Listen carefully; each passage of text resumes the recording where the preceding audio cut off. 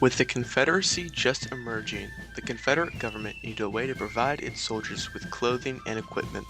Today, we will be talking about the uniforms and equipment of the Army of Northern Virginia, produced by the Richmond Depot. The uniforms made from the Richmond Depot are split into three main types: the Type 1, Type 2, and Type 3.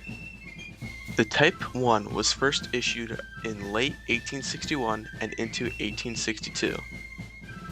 The Type 1 featured black or blue trim made of wool or cotton around the cuffs, epaulets, and collar, and featured belt loops.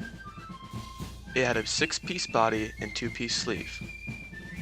The Type 1 was phased out by the Type 2 in mid-1862. The Type 2 was almost exactly the same as the Type 1, but it did not feature any trim. Then, in mid-1864, the Type 3 was issued.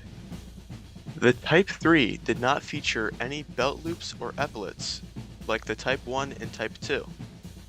The Type 3 was commonly made out of a blue-gray wool imported from Britain, or commonly known as English Army cloth.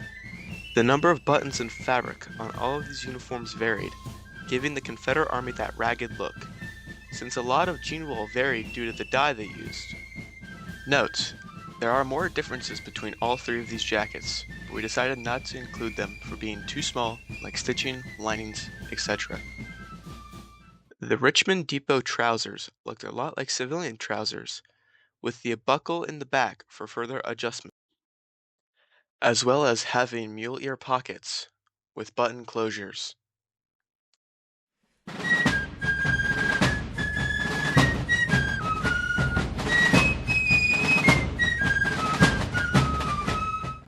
If you want good quality Richmond Depot uniforms, Wamba White and Company sells all three examples, or if you want to sew them yourself, you can order their sewing kits and sew it with the thread and buttons being included.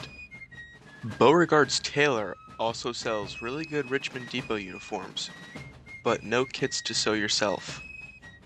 Beauregard's Tailor also sells a whole lot of different variations of Richmond Depot trousers.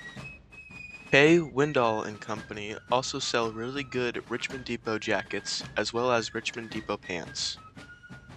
You can also find Hutzel and Company, Cooper Grabber Headwear, and the Honest Sutler on Facebook.